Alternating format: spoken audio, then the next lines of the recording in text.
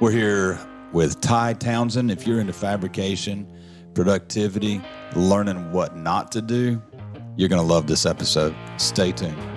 Hey, this is Liz, and you're listening to the SouthCack Syndicate Podcast. What's up?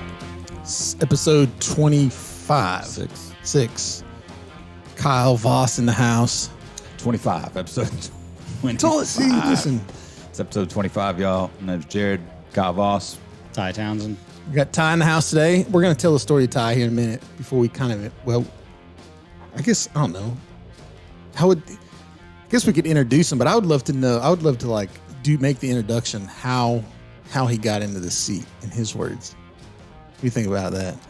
So Ty traveled all the way from Atlanta? No, Hendersonville, North Carolina. So he's only an hour away. Yeah, he's a Carolina boy, just not a South Cack. Understood. No, he's one of the northern. He's a Cack boy, just not a South Cack. Right. North Cack. Well, North I'm Cack. partially halfback now because I actually I lived in Hendersonville, North Carolina.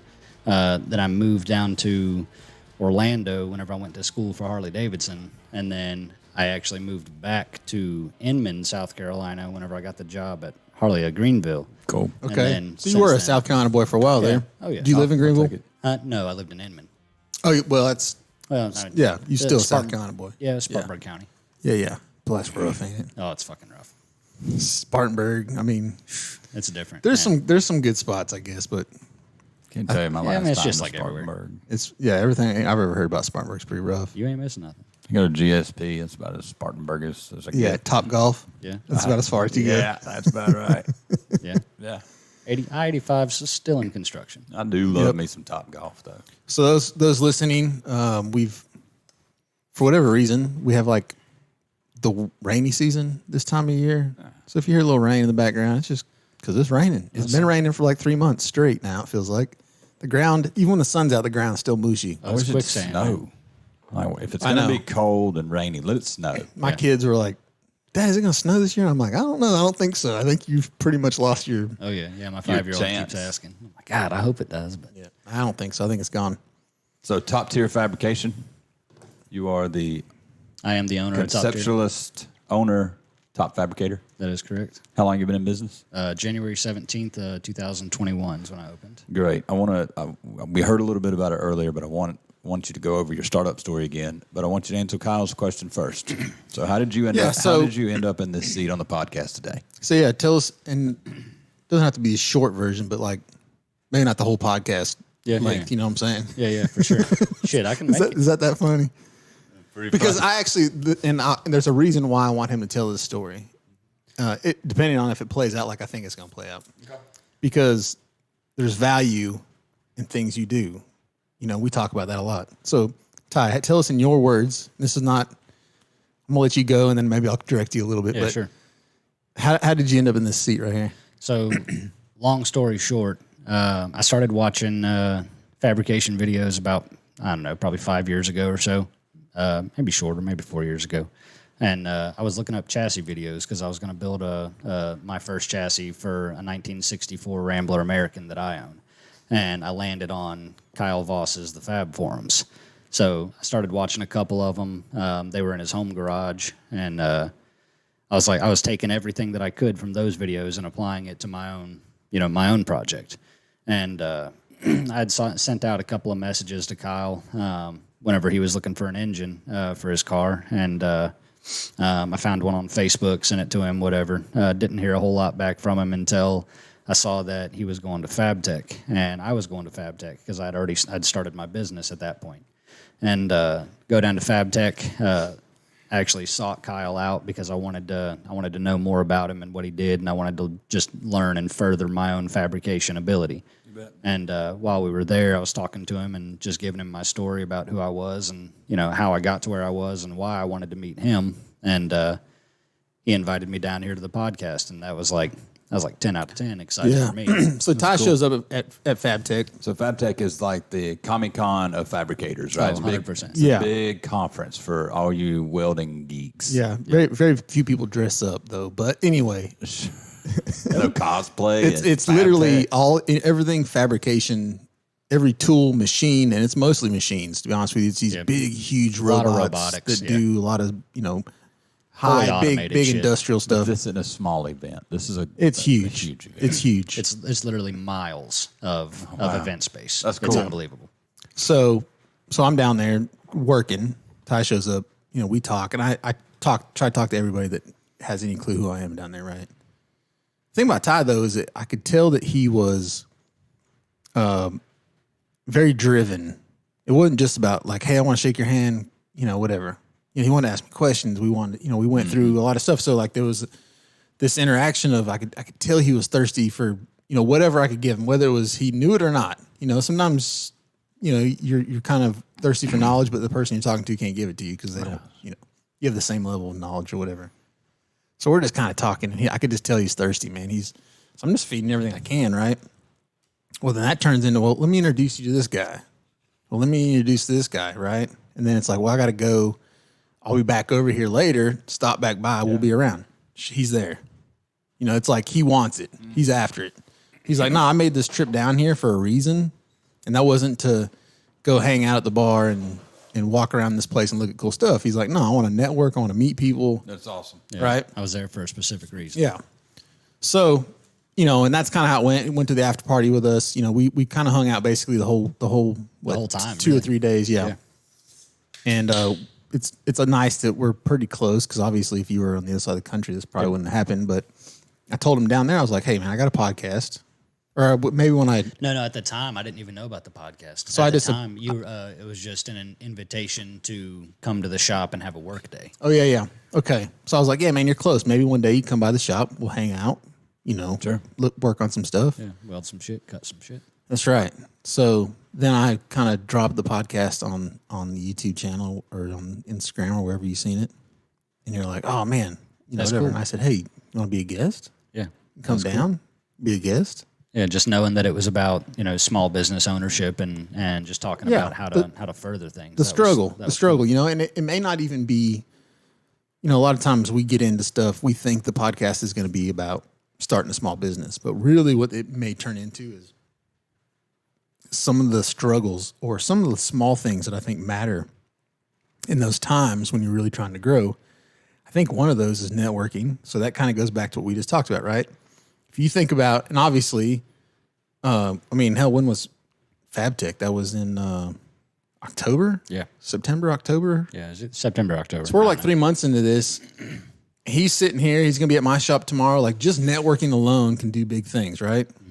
We're going to Chuck's tonight. Oh, cool. So, and I guess that's kind of the point I wanted to make in this was if there's something you want, you have to go after it. you have to go after it. You got to go find those people that can also give you those things, right? You can't do it all on your own.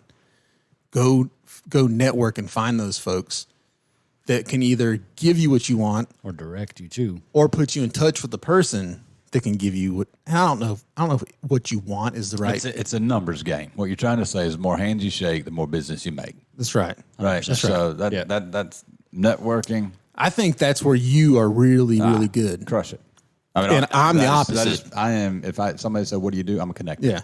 So and the way I look at you, Jared, is you're like my window to the world because I'm not the one that's out like shaking hands. I'm shaking babies, kissing hands. Yes. No. Wait. Yeah, you are. Yeah. Is that wrong? Shaking hands. I'm seeing me. I don't have to deal with that because I'm just like, man, if I ever need to be introduced to somebody, I'll just call Jared and see if he knows them. Absolutely. He'd be like, I don't know him, but I think I know somebody that does know him. That's exactly right. Yeah. That's how it works, though. Shaking hands is it is a numbers game. Yeah. Right. You're not going to find the answer at the first handshake, but when you shake one hand, that one hand has 100 other hands. Then you shake another hand, that's another 100. So it really cuts down your 6 degrees of separation. The more networking you do, the more valuable you are. And you never know who's going to be that person. No, that's the other thing. That's the thing. And I'll give you a prime example. I just said that I'm not the guy that knows a bunch of people, whatever. But if Ty needed something and he asked me, hey, man, I really need whatever. And I'm like, I don't have no idea, but I got this guy that may know. Yeah, that's right. So just because I don't know a bunch of people, I got you covered.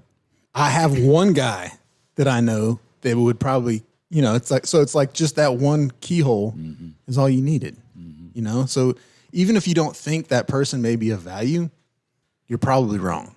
Oh, you're probably wrong because they only may know one person. Don't judge a book by its cover. That's right. The close, the connections. I mean, a handshake's a handshake. A business card handoff will always benefit you more times than not. Not only that, you might meet somebody that may not be able to provide you value as far as networking goes, but they might provide you clout, right? You meet some old guy, farmer guy, been around forever, not really into networking, but when you tell somebody else, I know so-and-so, I've been helping him on his farm forever. They're like, you know him?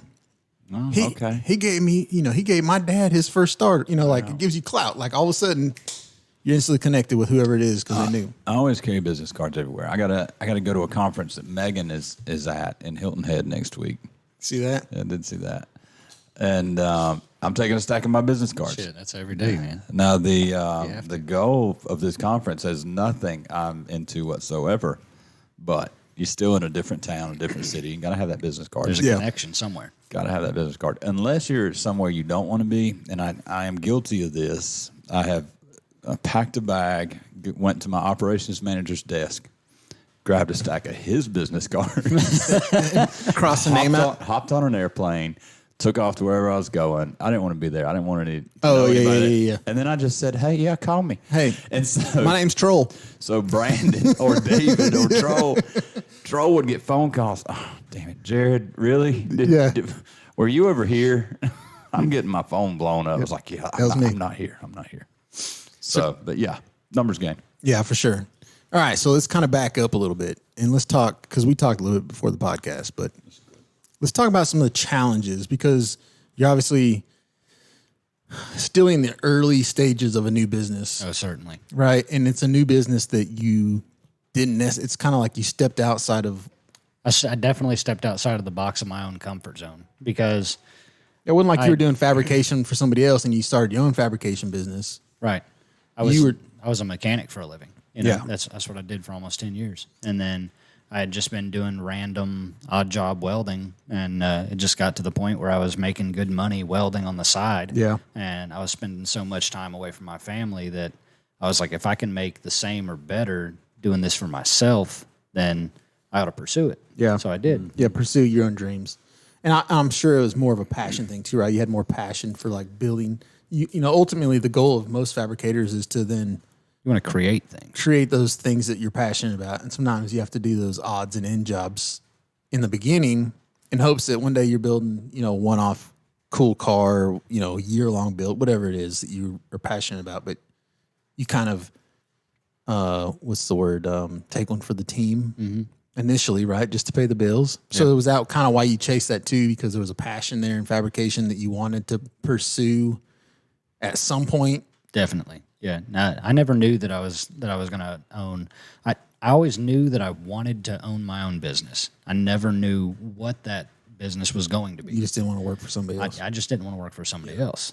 And I always enjoyed making my own things, using a welder and, cut and grind and just, doing fabricator stuff. There's a saying out there that goes, you're either building someone else's dreams or you're building your dreams. Yeah. But somebody's dreams are getting built. Like if you're working for somebody, there's somebody on the end of that you're working for their dreams. Right. But now at this point, I'm able to do both. Yeah. I get to build everything that everybody else wants, as well as I'm in the process of creating a legacy for myself and for my family. Yeah. And I'm getting to do the shit that I really it's tough enjoy too. doing. I mean, we kind of talked about it, but I mean, it's not an easy thing. No, it's not. Right? It's not easy at all. Tell us about some of the challenges that you ran into early on in your business. So, I guess let's back up just a little bit. Let's give a brief explanation of what your business is, where it's located, the size, the kind of customers you typically have. So, Top Tier Fabrications, it's a pretty small welding shop. It's 2,400 square feet. Before I moved into this building, it had previously been a solely welding and repair shop since 1992. So I had the benefit of walking into a business that had already just been known by the community as this is where you go to get stuff welded. Did they have like core clients they did? Were they building something in particular? Not at all. No, it was a 100% general welding repair shop. So if you had a go-kart that had a spindle broke off, you bring it there, they'd weld it up. Get it welded. Gotcha. You got a cast iron pot, you want it welded, take it there. Yeah. You got a piece of steel that's just snapped in half. Which is not what you want. For those people listening, Can you fix it's this not crack what on my snus can? Yeah, yes, I can. That's what you don't want. Yeah, I can do it. I don't want to do it. I got you. Got you. What you want is you want core customers. Of course. You want your lift tech Contracts. Yes. Yeah, you bet. Hey, I'm gonna bring you 500 of these lift mask things that we don't want to have to TIG weld. That's right. Because TIG welding's too slow. We're just gonna give them to you, TIG weld, and bring them back to us. Yep. Sure. That's the kind of jobs you want. Yeah. Yeah. You want something that's going to pay your bills for a long time. Yeah. So, all right. I didn't mean to interrupt. No, you're good. I'm bad about that. So I'm in Hendersonville, North Carolina. Small welding shop. I do, as of right now, I do the same thing that Jack Nash did, the gentleman who owned the building before me. General welding, general repair, but that is not what I want to do. I want to do high-end chassis work, high-end tube bending, tube welding. Right. I want to do this. I want to do the stuff that I am passionate about, Yeah. which is I like race cars. I like going fast. I don't know. I like big engines, turbos, superchargers. Yeah. That's what I want to do. But I don't want to just, because of my mechanic background, I find myself getting into, if I'm slow doing welding stuff, I'll call people to bring in mechanic work. Yep. But that's not what I have a desire for this business to be. Yeah. I want it to be like, I want it to be like, I want you to come to me and say, I want to build the Bibster. Yeah. And we have this Let's do it. idea Yeah. in our head. We draw it up, we build it. It evolves as time goes by. Yeah. That's what I want the business to be, and that's what I have to figure out how to tap into. I will tell you this, and obviously I don't know because you're the way I look at me and you is you're definitely more of a fabricator than I am because you are in the grind. You're in the trenches every day trying to figure out how to make this work. Well, that's the difference between you and him is putting food on his table. Yes, I'm just playing. That's a big. That's a lot to be said in that. But- though. No, and I acknowledge that 100%, right? But the interesting thing about that is the way that I have learned how to do the things that I know how to do is by watching some dude playing in his garage. Yeah. But the way that I learned is because you documented it and you showed the world, hey, this is how I would do this project. And I have taken that and adapted that to, yourself. my own day to day. And it's, it works. Now, from the outside looking in, this is what I will say. And, you can kind of take this, for those that are listening or watching, you can kind of take this and mold it into whatever business you're trying to start or maybe currently have. But you almost need like two sides of the same business, right? And so when I think about fabrication, because it's the only thing I can kind of align with, is a lot of these fab shops that are doing these big builds like you're talking about, you're whether it's in racing and they're doing full race cars, or if they're custom, they're doing custom cars. Typically, they have like a bread and butter.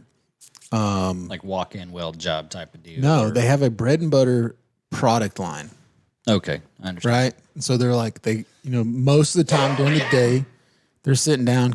They have a jig set up. They're cutting, welding, putting this stuff together, and they have They these got parts. a contract. No, it's not even a contract. I'm talking about they're just selling direct to market. Okay. Solely a product. A product, but it's usually if you think about it, and now that I say this, you'll probably catch on what I'm saying, but every custom fab shop has like their own product line that they're known for.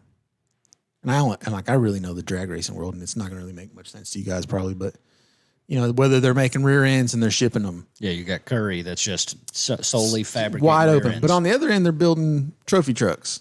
Right. But their bread and butter's in the rear ends. Yeah. But I mean, like, I don't know if you're familiar with like Tin Soldiers. I'm not. I've heard the name, but I'm not So it's a familiar. smaller company, very similar to like what you are. So like Curry's huge. Yeah. Right. So like Tin Soldiers, they'll do like fabbed rear ends, but they'd build full cars too. Gotcha. Or they'll do like suspension brackets. Like if you want to do your own 4-link suspension. Yeah, they sell DIY stuff. They'll sell like the doubler plates and everything cut. And they'll fab some of it up, weld it for you. It's all nicely TIG welded, and they send it to you, and you weld it. You on. install it on Yeah. your vehicle. So they're really known for that kind of stuff, and that's what pays the bills for them. But then they're also building this crazy on the back one-off. end. They're doing something else. Another one is like Can Dig It. You familiar with Can Dig It? Yep, He had a sure. TV show. It was what was it on Discovery? Yeah, it was on Discovery. Anyway, he builds custom cars. But if you ever go to their website, you can buy like custom door handles they've made, custom this and custom that you weld in. Right. And so like that's their bread and butter. While they're getting to pursue dream stuff. Right. Interesting. I want to go back a little bit on the startup of your shop. You picked it up from Mr. Nash. Well, actually, so Jack Nash worked there from 1992 to 2018. He retired due to health problems. The shop sat vacant from 2018 until January 16th of 2021. That was the day that I had made the decision, I'm going to go start looking for a shop. Okay, so at this point, are you married? Do you have kids? Yep. Was your wife freaking out? At that point, You got to leave a steady paycheck and do your own thing. there was definite concern. Was there a lot of family table conversations, and what did that look like? Was she very supportive? That's or a what, good point. Good point. Yeah, my wife was very supportive of it, which I'm extremely fortunate for. Sure. She has a really good paying job and was capable of handling our bills in the event that this Right. didn't work. So, Nothing to lose. Roll the dice. That's awesome. We'll brother. start I mean, over if we have to. What's your wife's name? Cassandra. Kudos, Cassandra, because a man is only as good as his support. It's and our It's wives are our support. So, I keep telling Jared we're going to have the wives on one day, oh, and we're literally going to talk for an hour about what it's like to be married to us. Yeah. because they're because going to be totally different. they're going to have a lot of the same. Oh, sure.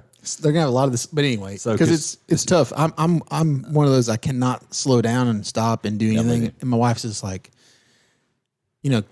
Megan's very similar to that too. She can't slow down either, so she gets it. she gets it a little better than Heather. She's like, I don't get it, but hey, I'm at this funky I love stage you. right now where Megan told me yesterday, she's like, you need to get up and go fly fishing or something. Yeah, leave. You gotta out of get the down house. with the house. I got work to do. But so Cassandra, kudos to you. Now, we talked earlier, you don't have to give the amount, but you had a little bit in your savings account. Yep. And then you open the doors. And I want you to start there and finish that sentence. Tell the story. Okay, so I opened the doors and I didn't have a single customer walk into my shop for 3 months. That was extremely alarming, considering that this shop has been known by the community.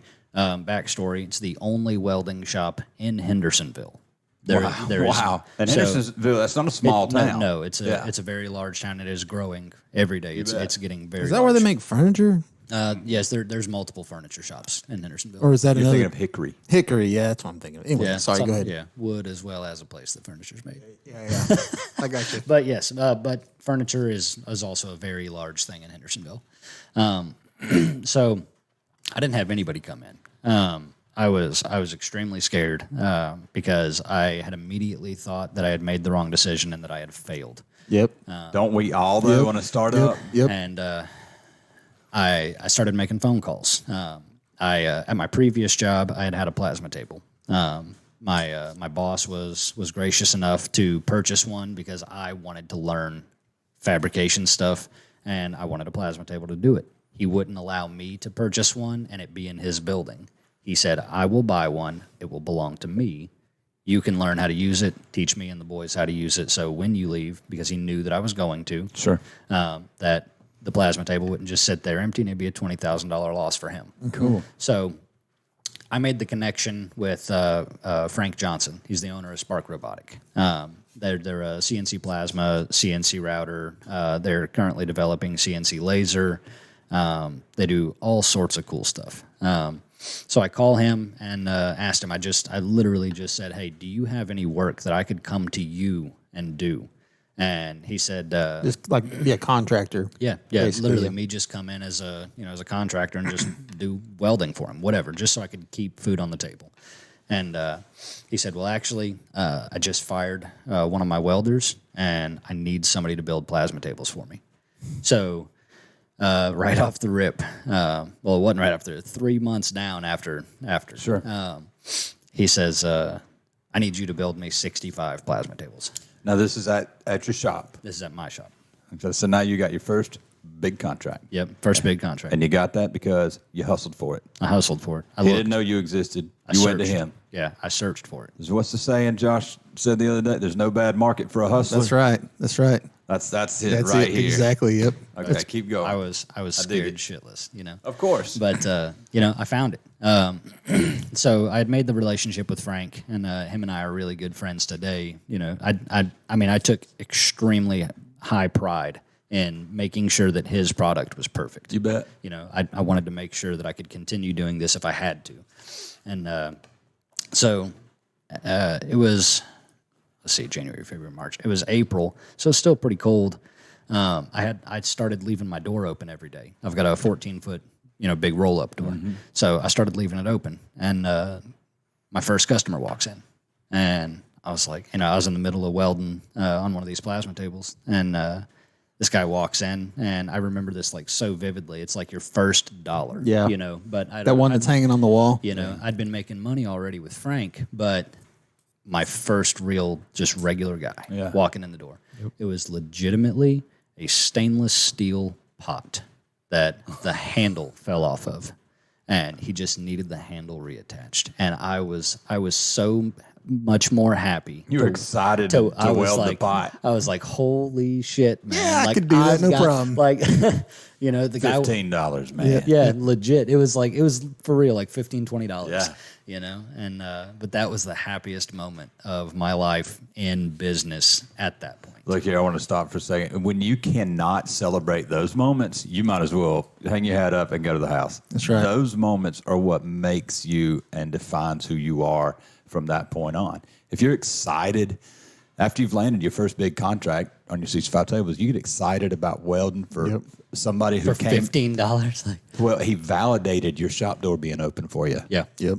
And that's the difference, and that's something to celebrate, man. That's awesome. That's a great story. You know what's crazy is basically what you said up to this point is what we talk about a lot of times, where you just got to jump off the cliff and then build that plane on the way down. He has summed up episode 1 through current and just in the first 20 minutes. That's right. That's awesome. All right, hold on. Let's take a break, Yeah. and we'll come back, and I want to hear the rest of the story. Sounds good. Stay tuned. We'll be right back with Ty Townsend. Hey, South Carolina lovers. Show your support for the Palmetto State with SouthCack Apparel. Our great quality hats are perfect for showing off your South Carolina pride. Whether you're a native, a transplant, or just a fan, you'll love our selection of hats. Visit southcack.com today and find the perfect hat for you. All right, guys, we're back. We are back with Ty Townsend on the SouthCack Syndicate Podcast. So, Ty, I appreciate you making the drive in from Hendersonville. We actually put Ty up. Until we donated, how would you word that? I donated a room. I was going to say we. It's not really we. It can be. We'll talk about that. We can partner in on it. We donated a room from Lofts Over Maine. You can check the Airbnbs out at loftsovermaine.com.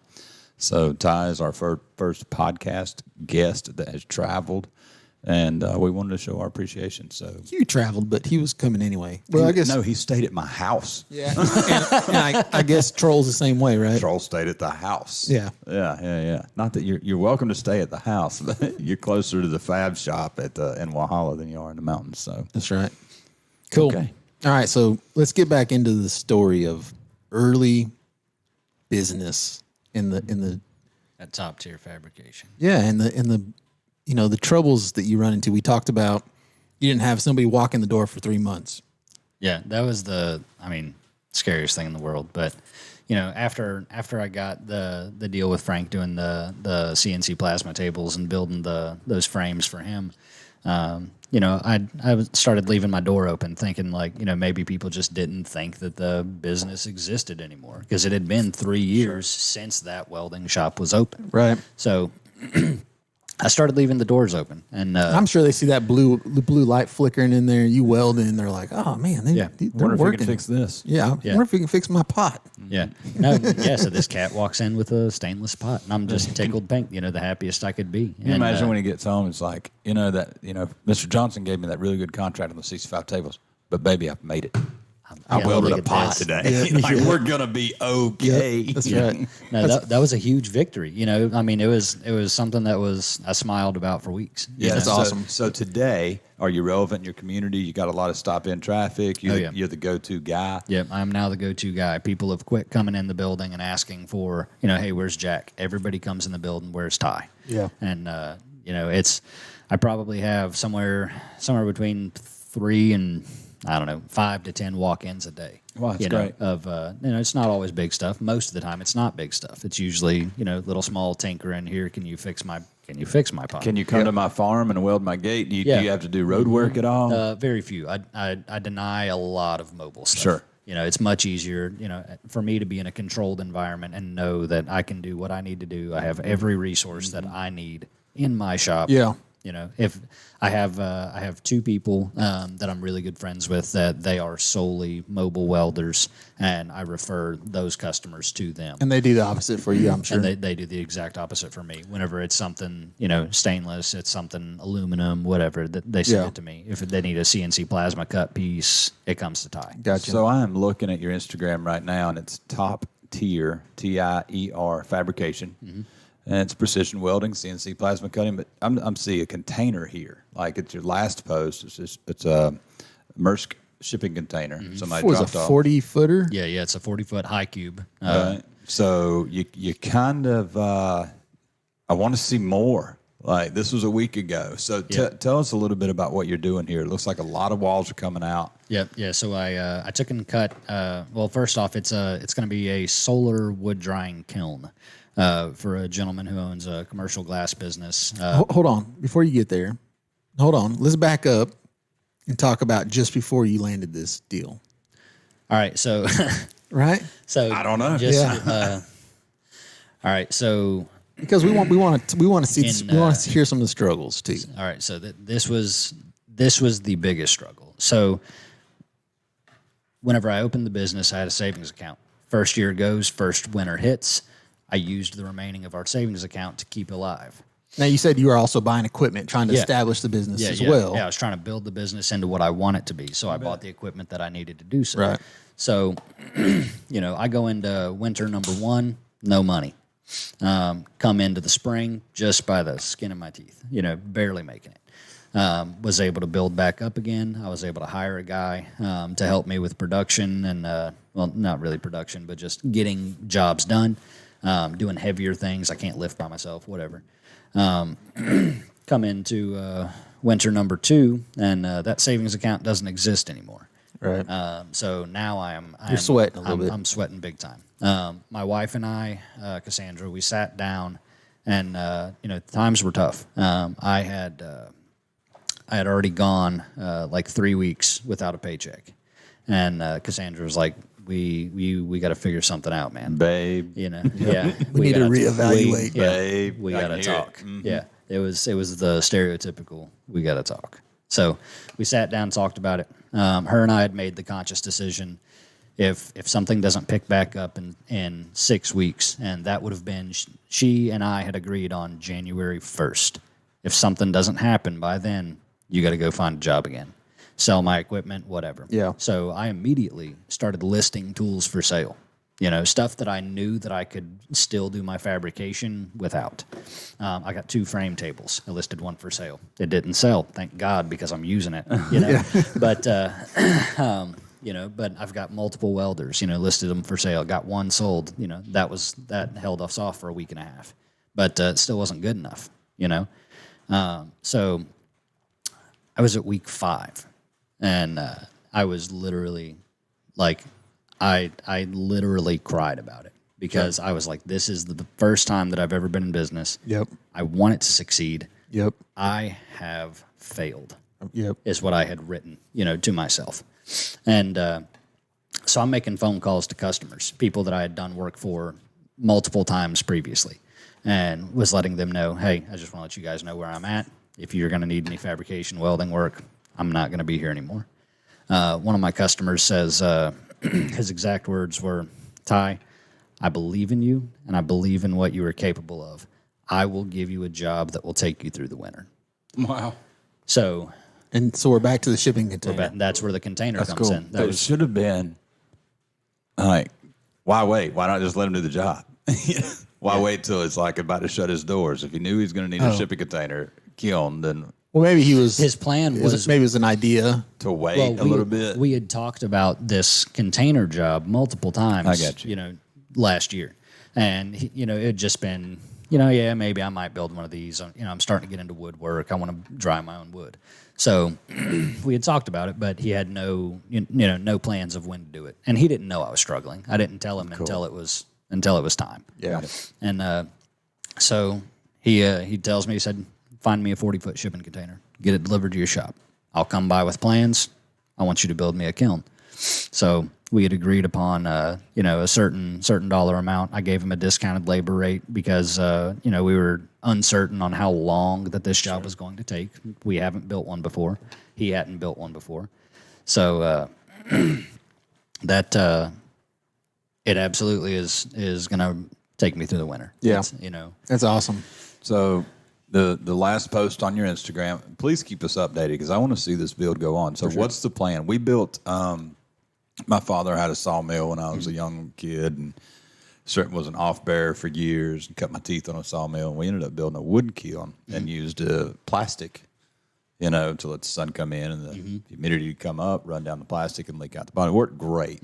So I understand how a kiln works. Tell me about a metal shipping container kiln. What's the plans look like? The plans are, so he wants to be able to load, full-length logs in it. Forklift? Yep, forklift logs into it.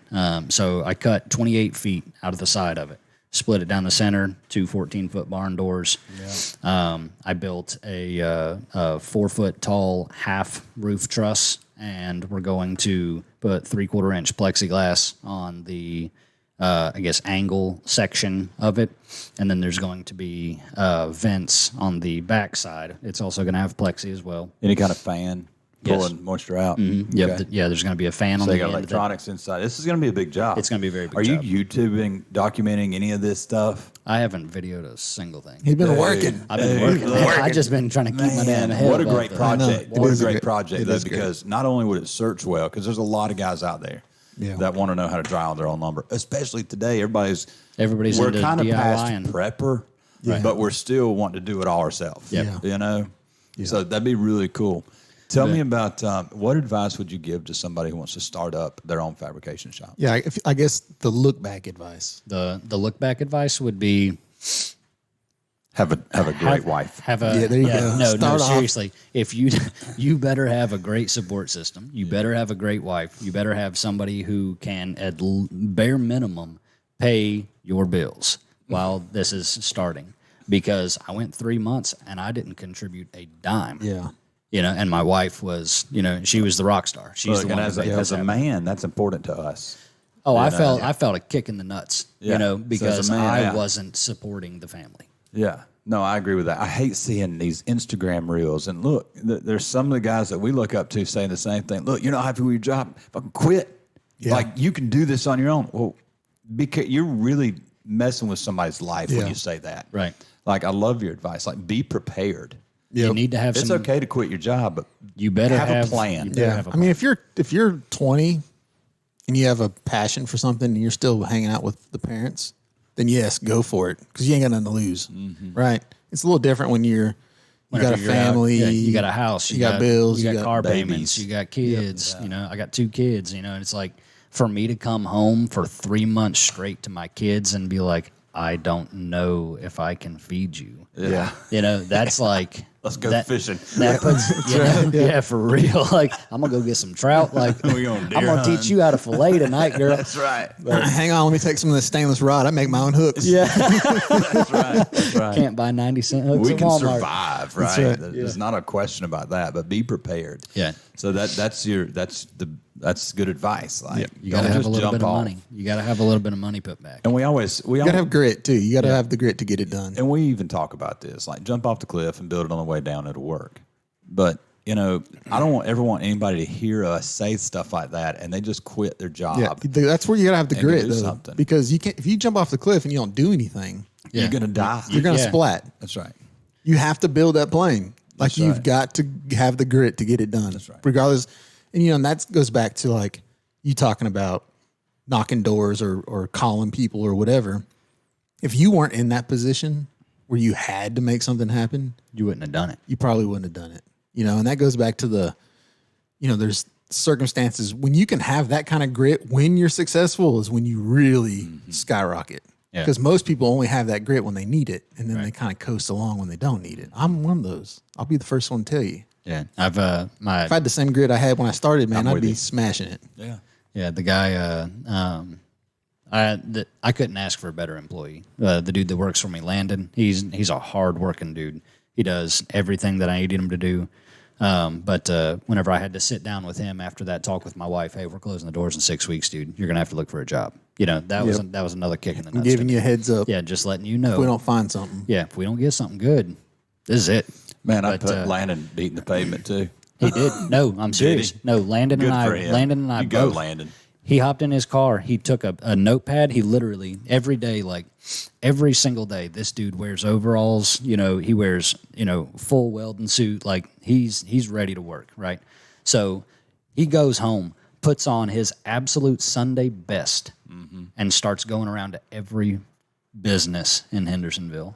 And he took a grip of my cards and just starts handing if them you out. need anything. He came back to me with a notebook full of people that he talked to, phone numbers, contacts. This is who I talked to today. This is the information I gave them. That's awesome. And, Landon, you're going to go far. That's right. Landon is going to go really far. Yeah. I firmly believe that if he decides for some reason, screw Ty, I don't like him anymore, he will succeed. Yeah. That's awesome. I hope that that doesn't work because I really enjoy working with him and he's a know, good No, I've had some really good employees in my lifetime, and it's those guys you don't want to see. It's the Landons of the group that really stand out. And the hardest thing for me during that corporate career was having a guy that I loved and was a great performer say, "Boss, I'm going to take this other opportunity over here." right. But I never got mad at it. Yeah. Yeah. As long as you're bettering yourself, how can I help you to Yeah. transition Yeah. from, Right. you're going to leave me. I hate that, but you're so good. Let me help you transition. A lot of times let that me help stuff you will be circle better. back, though, too, for you. No doubt. No doubt. You just got to give it time. So treat your employees well, right? That's right. That's right. Don't try to don't make them stay out of job scaredness and And challenge them, because that's exactly what Ty did to Landon. It's like, dude, Yep. we're not getting any business, you know. And he just took it upon himself and had the grit to help Ty. There's a saying in the corporate world goes slow to hire, fast to fire. Slow to hire, quick to fire. That's right. And that goes back to like you really got to vet your people who work for you, and the ones that are good, man, take care of them, and the ones that aren't, don't let them hang around. I'll tell you, I'd give that same advice now that I'm over 40, relationships. Same way. If you've got friends, your tight circle friends, girlfriends, boyfriends, whatever it is, vet them before you put them in your inner circle. And if they don't fit, walk away. Yep, because they're just wasting time. They're gonna tie a dumbbell to you. And they're gonna drag you down. Drag you down, and if you have multiple employees, they're going to drag your other employees down as well. One bad apple, right? Will Yep. spoil the whole bag, and it's exactly It's true in every aspect of life. Absolutely. Cool. This was a good one. Yeah, man. Look, I want to keep talking with Ty. This is great. Ty, do you have a favorite book you've read or anything that you've just found inspirational? Like, man, This is completely irrelevant to anything that we've talked about today, but yes, there's a book by Rodney Mullen. He's a professional skateboarder. Yeah, I know Rodney. Yeah. He's old school. You know Rodney? like Tony I mean, I Hawk. don't know him. I was like, he's like Tony Hawk days. You better. So he's that old. Yeah. No, he's He's older. Tony He's Hawk older than days. Tony. And he was a freestyle. Yep. He was one of the first to Yes. to Like Lords of Dogtown days. better. But yeah. Yeah. But he was literally Wow. he was like one of the first pros ever. But it wasn't like the half pipe or the pool. He was No, like it was all flat ground. That- doing the real crazy doing the intricate. crazy stuff. He was the best. Before surfing integrated with skateboarding. Yeah. Right. Yep. So, Correct. So anyway, he wrote a book. So it's called The Mutt.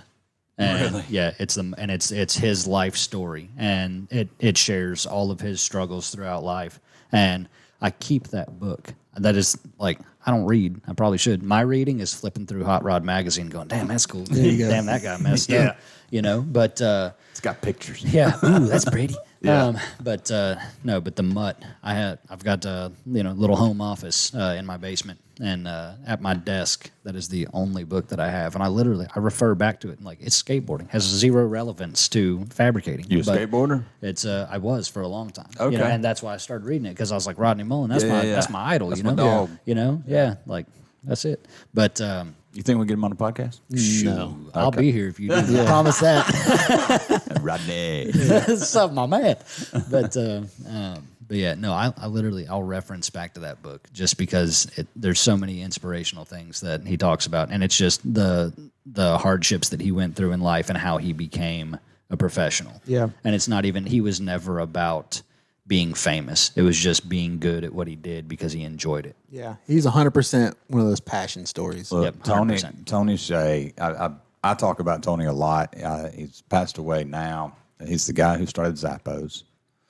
Amazon loved the concept. A shoe company, right? They bought Zappos, the shoe company, then hired him to come run Zappos for Amazon. They paid him like I'm sure billions billions of dollars. Yeah. for Zappos, and paid him, I'm sure, millions upon millions to run it. And he was like, yeah, I'll do that. But one of his famous quotes, probably the most famous quote, and Tommy turned me on to this quote. It says, never chase the money, chase the vision.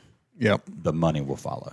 Yeah. And that's kind of what your book, from what I understand, is telling me. It's like, didn't get to do it to get famous. I did it because I loved it. Yep. Yeah. And it ended up making him fame famous. was the byproduct. Yeah. Well, Gary Vee has his own version of that, and it's don't chase the money, or don't love the money, love the process.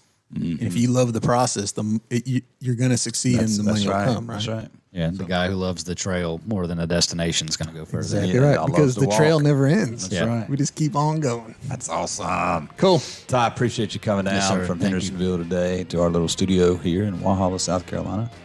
And look forward to having you back soon. Awesome. Thank you for having me. You Appreciate bet. Thanks, guys.